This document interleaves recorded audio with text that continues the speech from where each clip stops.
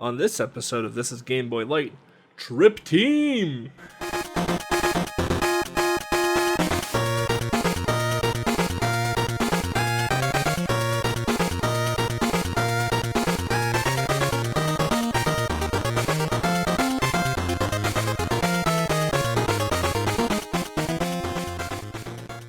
Hello everyone, and welcome to This is Game Boy Lite episode 40. 40 Lite episodes. That's a lot of Lite episodes. A lot of episodes in general. I'm eBloodyCandy, and before we dive into today's adorable episode, just a little bit about what I've been up to. I took a pretty small hiatus from streaming. A lot of it just from burnout, personal reasons. Just kind of had to step away from the camera for a bit. Which also meant I kind of stepped away from Twitch in general for a bit. So I kind of just disappeared. I fell into the shadows to not be seen for a while. But in recent weeks, you probably have seen my face pop up on Twitch here and there, as I make the slow crawl back out of the shadows into the streaming world again. So, I've been doing a lot of casual, just Burning Crusade Classic and Final Fantasy XIV streams, with me also streaming the Burning Crusade Classic raids. I started playing Blackthorn for the NES here this past weekend. I got about halfway through the game. Really interesting, cool game that's played with really bad controls, in my opinion. Still grabbing stuff for the collection. I recently just got into possession of Baconator, which is a game we literally just did an episode on, which was a pretty tough cart to find. Was pretty stoked to find it, pretty stoked to get a decent price for it. But beyond that, I've been playing the new Mario Golf on the Switch. Pretty solid game, honestly. Not too bad. I'm not a big golf game person, but this game has been a lot of fun. Other than that, I've been dabbling with another project with Moelle, and we're very, very, very, very, very, very close to announce it. So I'm actually really excited about that. But yeah, with that, quick intro, just like the game we're about to talk about. So when we come back, we're going to take a quick break.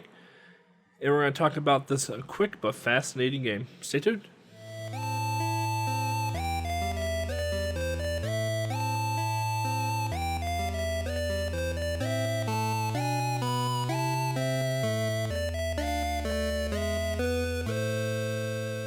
Alright. Welcome back, everybody. It's a tune you probably recognize the game, but you may have never heard that song. That is from the Game Over screen. So yeah, in the early 1990s, Sunsoft could not be touched, developing some of our most memorable platformers to date. Batman was most excellent with its washed out colors, its grungy punk kind of atmosphere to it, with a head bob and soundtrack. And when ported to the Game Boy, combining with Mario-esque elements and keeping that Sunsoft sound, it just makes it a must-have for a Game Boy collector. The company that brought us Blaster Master, Journey to Silius, and the very overly difficult Mr. Gimmick also brought us many lovable games for our favorite little handheld. Trip World is a game that is featured on many lists of being obscure or an overlooked game, probably mostly because it was only released in Europe and Japan. This game has a very limited print in both regions, with box copies of the game fetching around hundreds to thousands of dollars. I know my copy of Trip World, I got pretty lucky with mine. I got mine for $100 like 3 years ago. It has gone up a lot since, I promise. Trip World was published and developed by Sunsoft in November of 1992 for the Japanese market, and Europe would see this game in 1993. Directed and programmed by Yuichi Ueda, designed by Toshihiko Narita, and composed by Phase Out, which is a group made up of Tsutomu Ishida, Masayuki Iwata, and Asushi Mihiro. The game is a basic single-player platformer and was re-released on the 3DS Virtual Console in 2011 and 2012 in Japan and Europe. No, the North American market would never see the light of this game. So the story behind Trip World is such: the Maita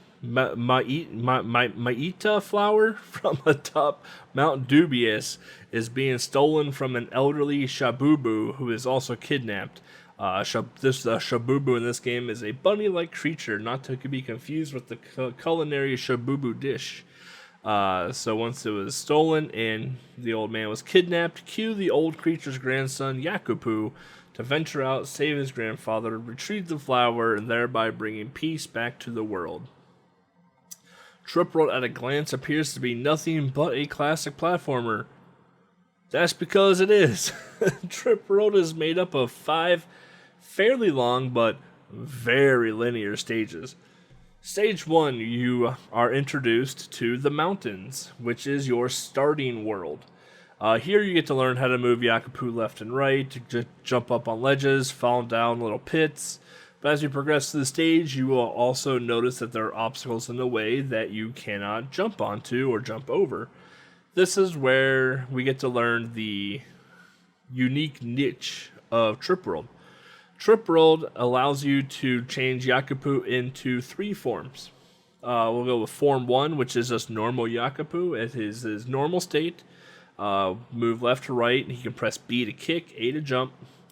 Just our typical platformer. If you press up and B, however, on your controller, you can go into Flying Mode Yakupu, which transforms Yakupu into a helicopter-like creature, where if you start tapping A, Yakupu will actually start to fly off of the ground, and depending on how fast you mash A will depend on how much hover Yakupu will have. You can kind of think of it as like you're playing Flappy Bird. And while you're in normal Yakupu form, if you press down and B on the D-pad, you will turn into a fish. This is by far the cutest form that Yakupu could have. Unfortunately, you really only get to see it in stages 3 and 5. However, if you tap A, you make Yakupu swim, and as the faster you tap A, the higher Yakupu will swim up in the water. If you press B, Yakupu will shoot bubbles from its mouth, killing its enemies in front of him. The mountains in general is a very barren stage. The first screen that you are loaded into, there are no enemies to encounter at all. And in the second screen that you encounter, you only encounter an enemy in the water, which you will fly over. As you move left from the second screen and go down and start moving right again, you will start to encounter more enemies. However, none of the enemies will actually hurt you. We'll talk more about that later. So as you fly over the spike pit, fly over the platypus, fall down the stage again, go back to the left, dodge the enemy with an umbrella. However, one fun fact about the enemy with the umbrella, if you kill them, they will drop a plant that gives you an extra life. We can talk more about that in stage 5. As you fall down again, you want to head back right again. This time you want to go into a flight mode, because something cool about flying in this game, or actually something cool in this game in general, is that this game has a lot of momentum and actually has a lot of built-in physics put into this game. So if you go into flight mode and actually start sliding down a hill and then start flying as you're sliding down a hill, you actually pick up all of that speed momentum and you fly at a faster pace, which may not seem important, but the start of this like little screen that you have with the slope is pretty tight, because there's this little like stick thing with a balloon on the end of it that if you touch will spin around and actually hit you. And then there's a cat with a spinning tail that's flying around too that just hits you and just knocks you out of the air. It doesn't even hurt you.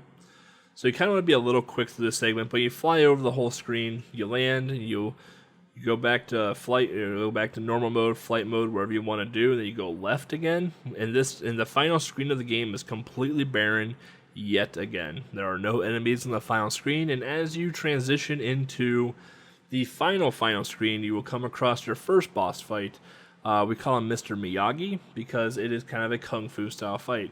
Basically what Mr. Miyagi looks like a giant Boston cream. If you don't know what a Boston cream is, look it up on Google. They are delicious. It looks like a giant Boston cream with some feet. So what you want to do is basically just run in and you want to kick it like 3 or 4 times. However, during the whole kicking process, Mr. Miyagi is going to move left to right on the screen, kind of jumping over Yakupu, and every once in a while doing a drop kick at Yakupu, which can actually hurt you. Once you've kicked Mr. Miyagi 3 or 4 times, Mr. Miyagi will kind of scrunch up and fall off the screen in typical early 90s platformer action. You'll get a little victory dance, or music rather, then you'll switch over into Stage 2. Now, Stage 2 is the jungle. So Stage 2 is the stage that introduces you to basically your first power-up in the game. The power-ups in this game are in the form of either like fruit or nuts, however you kind of want to look at it. They're very standout. You can't miss them unless they're hidden behind the foreground object, which we'll touch base here in a second. So we want to grab this power-up right away, which turns you into a bouncing ball. The bouncing ball can be a little tricky to use at first. If you hold down the B button, it makes the ball jump higher, and if you tap the A button, it makes the ball move faster. Now you have to try and balance bounce and speed, because you can lose control of this bouncing ball very quickly, especially when you get to the second screen of the jungle. There is a hidden nut behind the first bush or tree of the screen, and if you touch it, you turn into a micro Yakupu, which is like the size of a thimble in the jungle. You move extraordinarily slow throughout the rest of the stage, and you have to jump over literally everything that's in your path.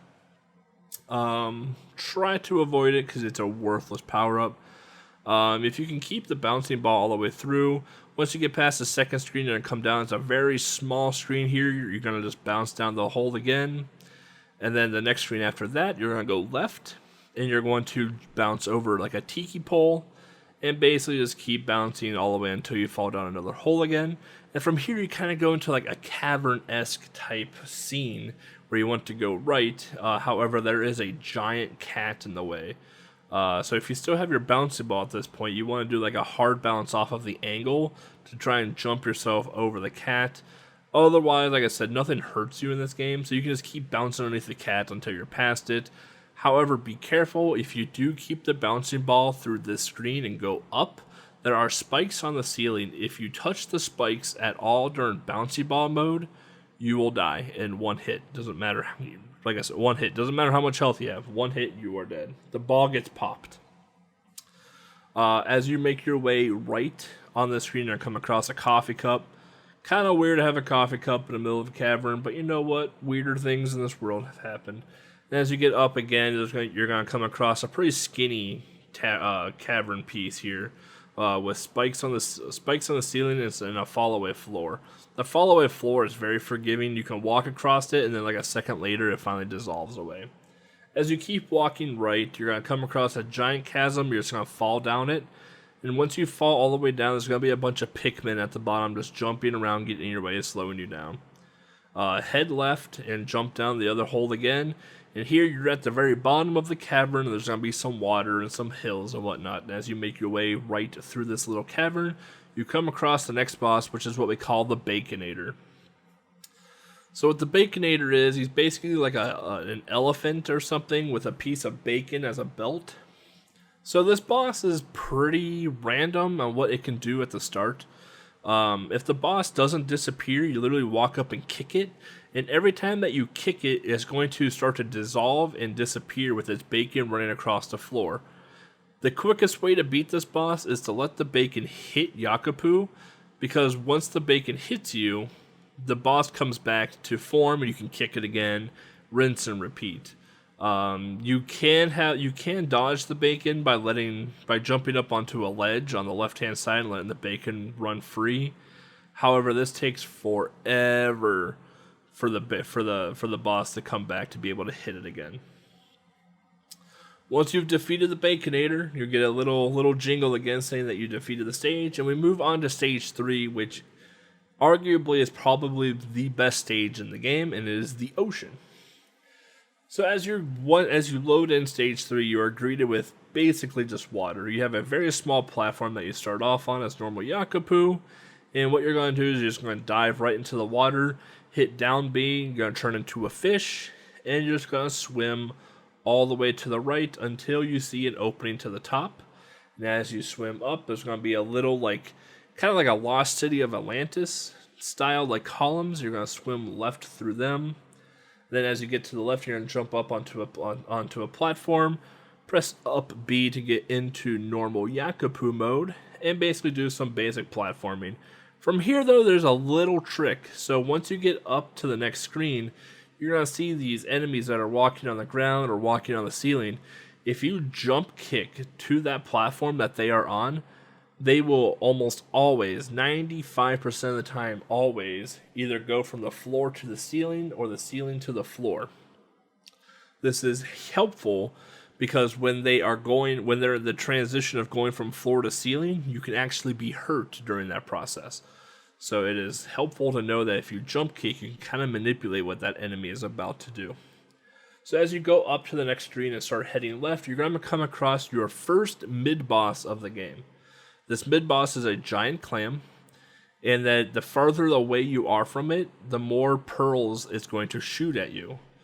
So the name of the game for this one is you want to just run in, and kick it while the clam is open, back off a little bit, and as the clam starts to open again, run in and kick it, rinse and repeat 3 or 4 kicks.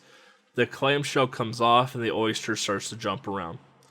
As the oysters jump around, the oyster just takes 1 kick and the oyster is toast, and then the floor below you will fall away and you'll tumble into some more water.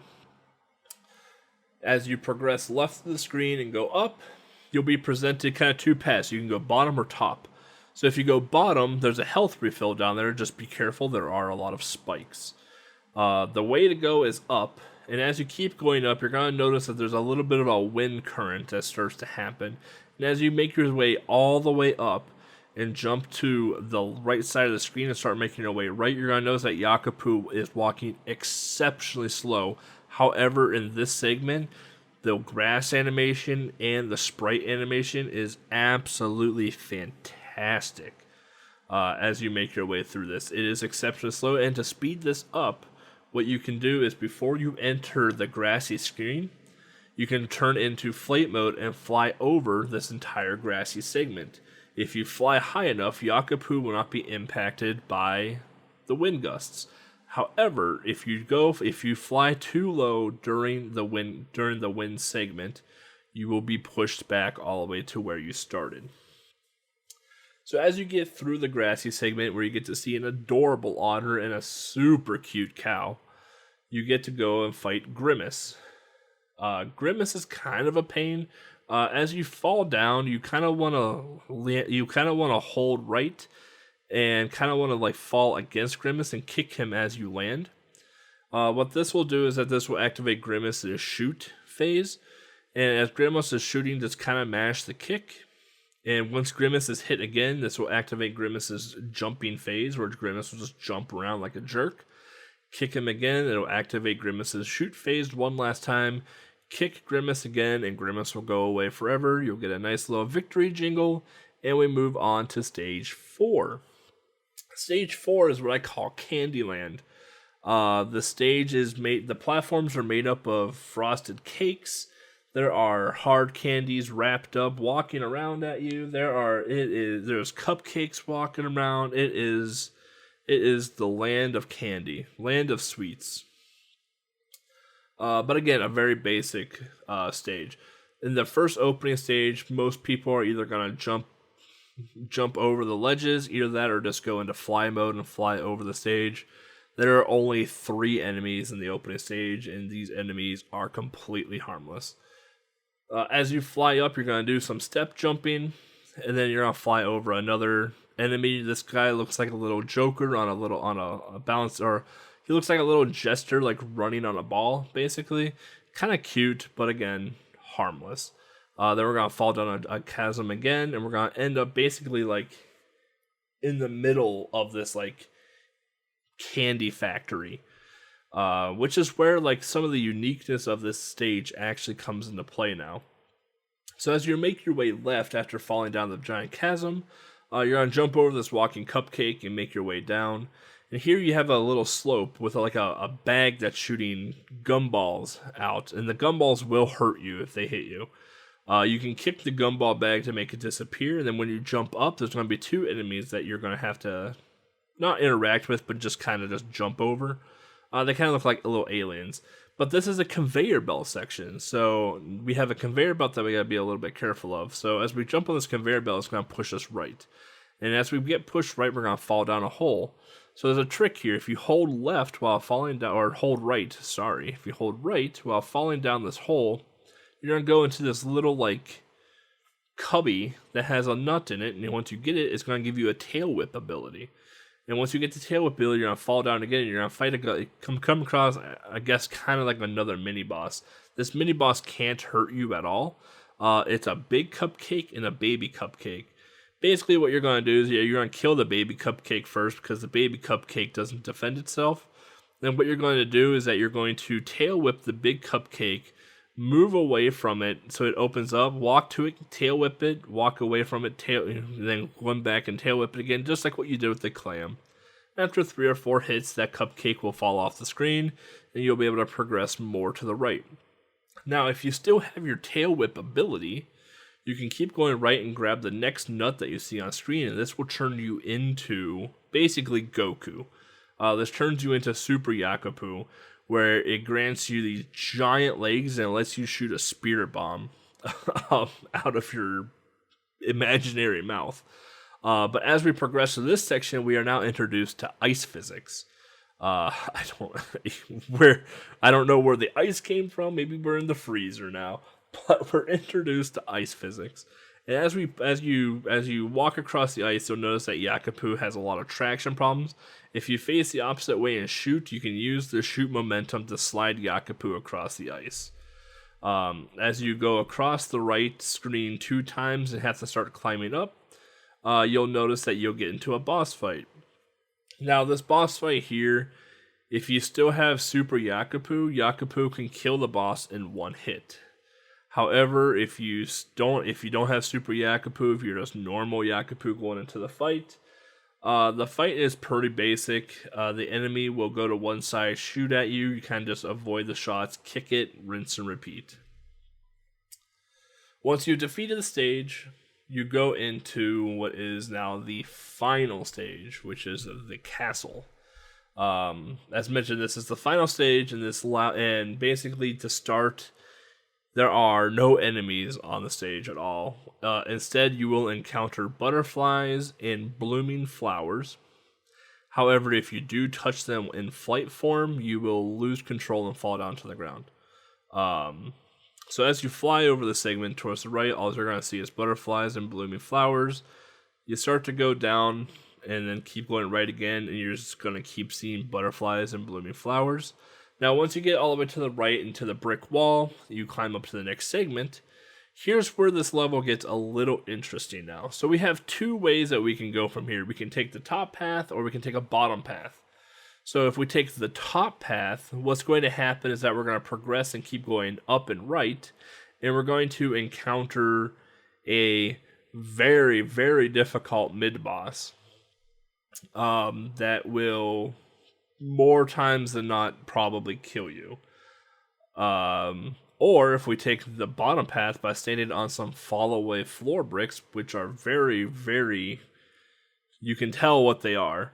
You'll fall into some water and turn it into a fish Yakupu, and then just go left, and then go up in the water, and then go back to normal Yakupu and walk your way right. As you keep walking your way right, you're going to come across basically what looks like a guard dog. The guard dog ain't going to do anything to you. Go into flight form and fly up the steps, and then go up to the next scene. Now, this next scene here, you're going to get attacked by a rabbit thing with the umbrella. The exact same enemy that you saw in stage 1. There's a fun fact here. You can farm unlimited amount of lives off of this guy. So if you kill him, it'll drop a plant, you collect it, and if you fall down and go back up into that screen again, that enemy will respawn, and you can just keep killing them for unlimited amount of 1-ups. Once you've killed him and you want to progress, you turn into flight mode, and at the very top middle, you'll see an opening. You want to aim Yakupu for that because there's going to be some steps there, and then once you go onto there and start heading right, You're gonna see some pieces of machinery drop onto a conveyor belt. Place Yakupu in between one of the between two of the machine pieces, and then as you slide into the next scene, jump on top of the computer piece, machine piece, and jump up onto the ledge. As you keep going up into the scene, you're gonna start making your way right. I would recommend going into flight mode so you can fly over basically what looks like a Star Wars scene. As you keep making your way right, you're gonna come across the final approach of the game, which is a small little opening going to turn into normal Yakupu. And as you walk in, there's going to be two gerbils stacked on top of each other, dressed as the elder who you're trying to save. And as the fight starts, the gerbils throw the jacket off, and then two gerbils fly out from behind the jacket. What you want to do is that one gerbil will kind of stay out of the fight while you fight the other gerbil. Kind of what you want to do is kick, jump, kick, jump, kick, jump, and after 3 kicks, one of the gerbils will die. Turn around, do the same thing to the next gerbil. The next gerbil will die, and the floor will fall out. And here you're presented with phase 2 of the fight. So the final boss fight of this game is 3 phases, and if you die during any of the phases, you have to start the entire final fight over again. Once we get into phase 2, we go against Evil Pikachu, and this is by far the hardest encounter in the game. Evil Pikachu takes, I think, 5 or 6 hits to actually take down. Luckily, they do give you a health power-up through this to help boost your health a little bit, but if you're not careful, you'll lose it very fast. Evil Pikachu kind of gives you 2 free hits, and then after the 2 free hits, Evil Pikachu is going to start missile drop kicking at you. This is when the fight gets really, really tough because it's hard to hit Evil Pikachu while they're drop kicking. If you can manage to get 2 hits off while Evil Pikachu is drop kicking, Evil Pikachu is now going to start to jab at you with its ears. It's going to bend down and extend its ears and try and stab you. What you want to do is kick and jump when the ears are coming out. When you land, just kick again. 1 or 2 more hits during that phase, Evil Pikachu is toast, and the floor will fall out from underneath you again. As you enter phase 3, you're going to encounter somewhat of a cinematic, which is actually really cool. Yakupu's ears start to flap in the wind, and all this wind starts to come out of nowhere. Then this rising robot comes from the ground. And this robot, what it's going to do is that it's going to punch at you and shoot some seeking bubbles at you. A trick to this is when you fight the robot, it takes 4 hits to kill it. And if you jump but stay in the lower half of the boss will only punch at you. However, if you jump in the upper half of the boss's hitbox, the boss will start to shoot seeking bubbles at you. So if you're looking for an easy fight, take little jumps to stay in the lower half of the hitbox whenever it swings at you, and just keep kicking. Once you've defeated the end boss, the robot man, you get the flower drops. You pick up the flower. The old man, your grandfather, appears. You save the old man. And then basically you appear in front of the castle with your grandfather and the flower. And then roll credits. So throughout this game, the game is actually really hard to criticize because it is a very well done game. However, a lot of us consider it more of a tech demo. The biggest problem that plagues Trip World is that it can hardly be labeled a game simply because there just isn't that much gameplay. The levels, although gorgeous with a killer soundtrack, are either barren with no enemies to interact with, or you are met with some of the friendliest enemies in video game history, where you can walk up to them, snuggle, give them a hug, and they will not attack you. You can kick them and kill them and do whatever you want with them, but they will not attack back. They're the most pacifist enemies you will encounter. The only time you'll get hit by an enemy is if it's either by pure luck or that you literally just stood there like walking against the enemy for 30 seconds before it finally did something to hurt you. But where the game does get put down bad, it does somewhat make up for it in true Sunsoft fashion with its graphics and audio, because Sunsoft is known for its killer soundtracks. Playing this game, however, will take you probably a little under 30 minutes to complete. Many people, fun facts, so many people have tried to make a connection between Trip World and Mr. Gimmick. I assure you there is no such connection at all.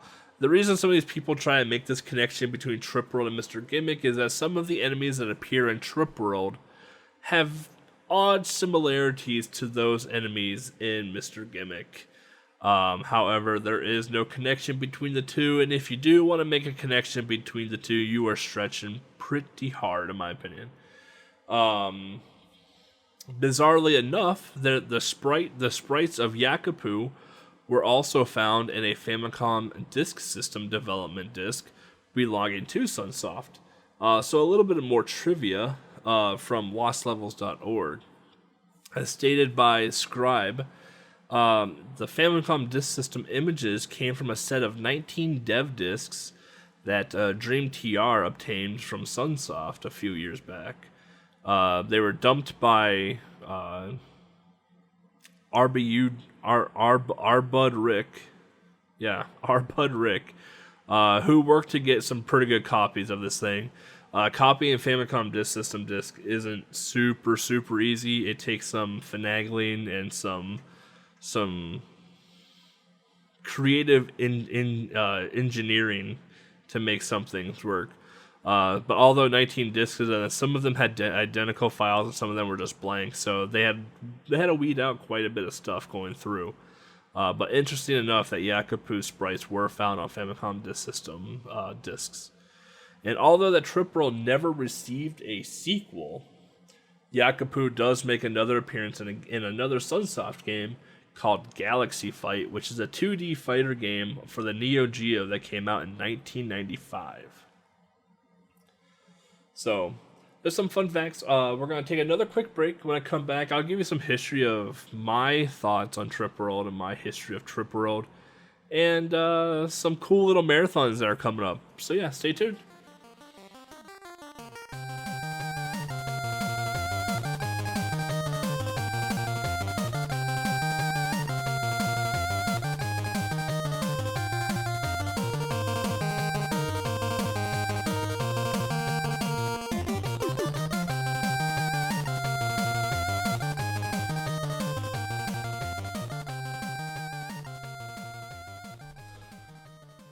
Alright, welcome back everybody. So some history about this game for me. I actually didn't know this game existed until I started Game Boy Adventure.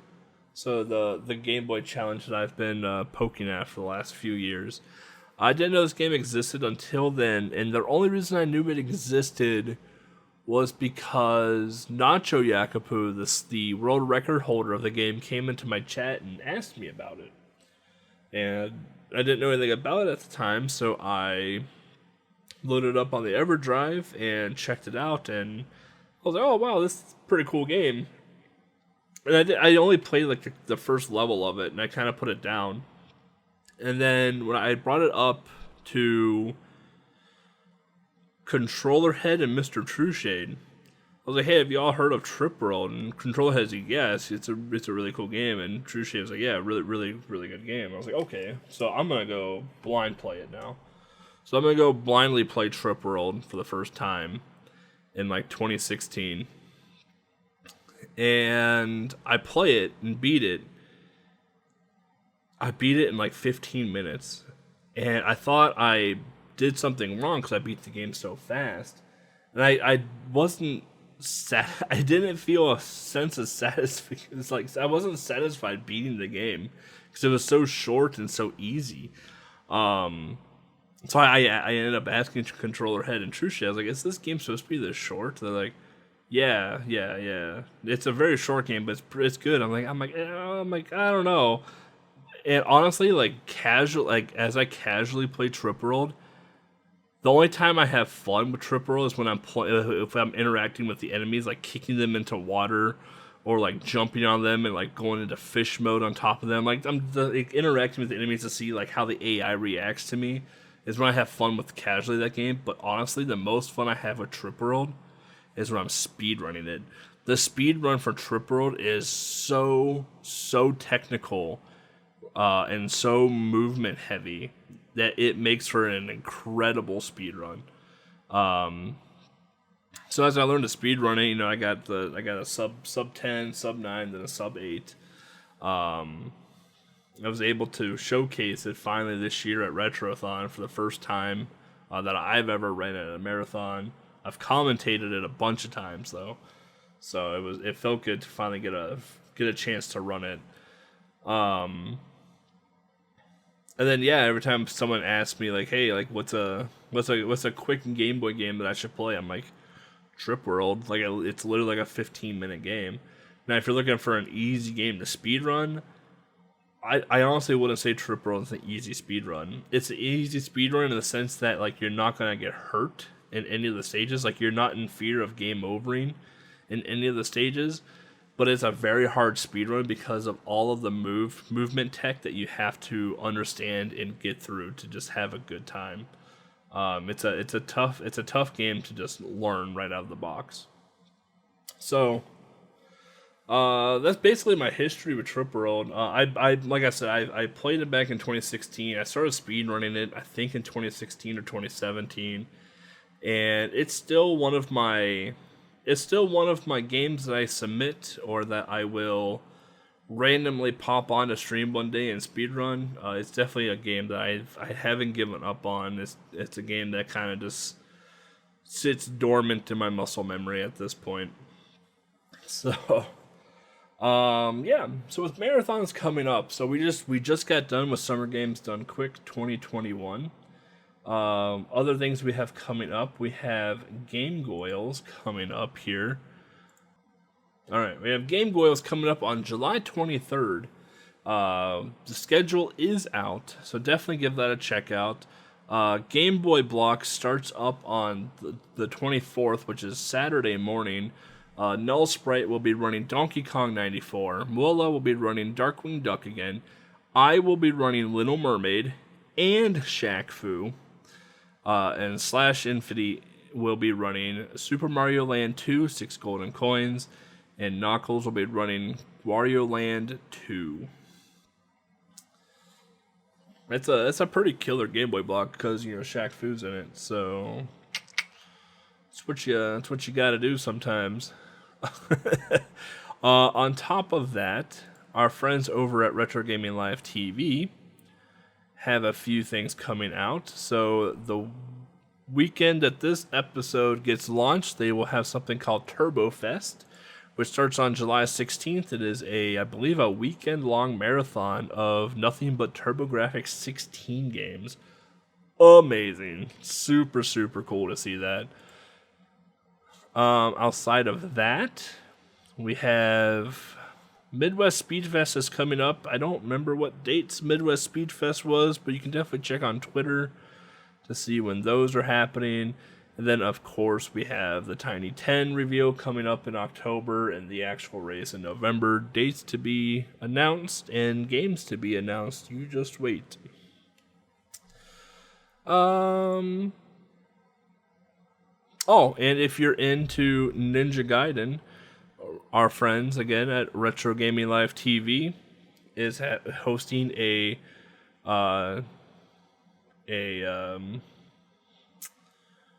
knockout tournament for Ninja Gaiden 1, I believe. So if you're interested, get a hold of someone from RGL or check out RGL's Twitter to see how you can sign up for that tournament. Other than that, that is all I know about marathons coming up. I'm sure there are about a bajillion more marathons that I'm missing or don't know about, simply because everything is online and marathon based nowadays, because we are approaching post-pandemic.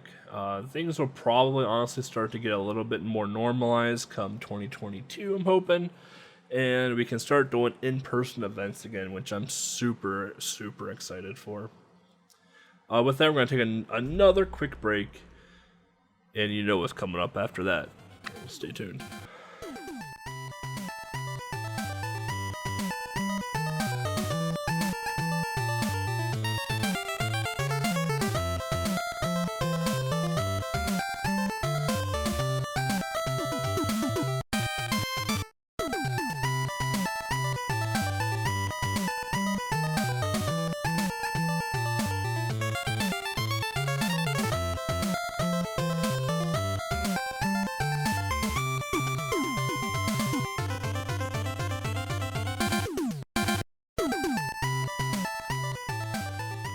Alright, welcome back everybody. We try to make sure to hit the 3 bangers in Trip World, so people don't get mad. I figure people are like, where is World 3's music? That is the best song in the game. And I would argue that the staff roll is the best song in the game.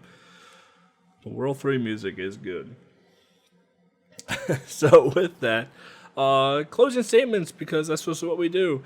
I'm eBloodyCandy. You can find me on Twitch, Twitter, YouTube, Instagram, TikTok. I think that's it. Just at eBloodyCandy. You can find my second half, Moelle, Moelleuh, or Moelle sometimes, on Twitch, Twitter, YouTube, and Instagram. Plugging that for you, bud. Then our fantastic producer, Legs. You can find her at Legs on YouTube, SprintingLegs on the Twitch and Twitters, and her project website, SprintingLegs.com. On top of all this, if you wish to support the podcast in any way possible, you can do so with Patreon, where it's a subscription-based thing. You all know how Patreon works. You guys can become a patron of the podcast, where you get a special role in our Discord and access to some behind-the-scenes things, on top of some other perks as well. Once we hit $20 a month just in patrons, Mo and I will actually start live streaming our episodes. So that means I actually have to start showering in the morning to look presentable. If subscription-based things aren't your thing, because everything in the world is subscription-based now, you just want to do a one-timer, we also have a PayPal. You can shoot it over to PayPal. The only big issue with PayPal is that we can't connect Discord to PayPal, so you won't get a roll automatically. If you do use PayPal to support us, please let one of the 3 of us know, so we can give you a roll and get you access to some things for the PayPal support. We want to thank you. Also, another way that you can support the podcast is we have a store out now. It only took Mo 1,000 years to do it, so blame him. I even had to help him. The man would be lost without me. All right, that's all I'm saying. But we have a merch store now. You guys gals can get yourself a coffee cup, which is actually pretty lit. I have one that I use for water during recording. And we got some limited edition shirts out right now until the end of July. Their shirts are pretty comfy. I ain't gonna lie. I'm a big dude. All right, I'm 6'1". I'm a built fellow. So the extra tall shirts are nice if that's the American size. The cloth is comfy and quality. Typically it's a Hanes or a Gildan shirt, if you know those brands. And yeah, I've already washed them twice and they haven't shrunk, so that's good. And then once this month is over, a normalized This Is Game Boy shirt will pop up without the little limited edition cart. If money's not your thing, like if you're just like, you know what, like you guys are cool, but I kind of don't want to spend money, not a problem at all. Just listening to us is more than enough support. Without you listening, there's no reason to have a podcast, right? If you are listening to the podcast and there is a way to rate the podcast, though, you can just click the 5 stars, type in that EBC guy is probably the best host that This Is Game Boy has to offer. The Mo guy just needs so much help from EBC, and Legs is what makes him sound just so good. Go ahead and type that in, 5-star rating. And the more ratings that we get, especially 5-star ratings, the more we show up higher up on, especially the video game podcast list. So that also supports us hugely. And also, thank you for all the 5 stars that I'm going to get on this episode.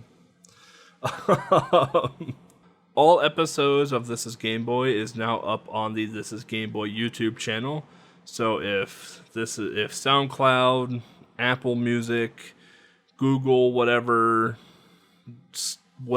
other RSS podcast things are out there. If YouTube is more your thing, fear not.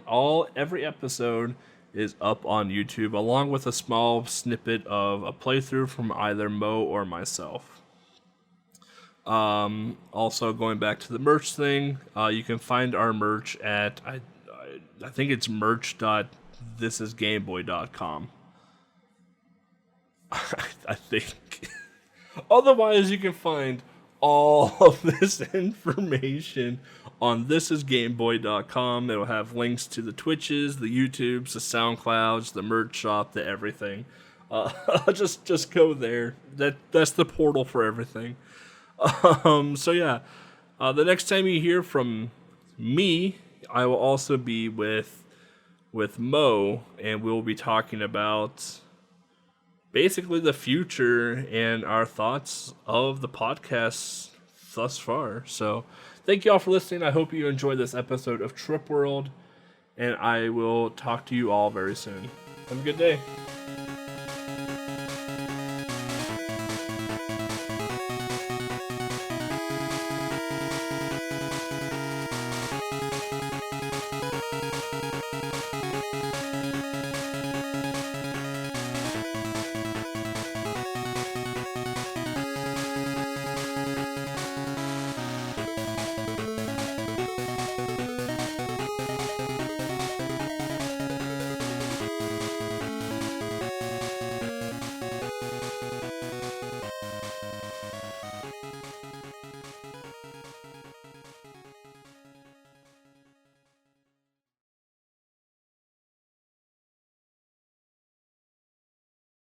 If you don't know what a Boston cream is, look it up on Google.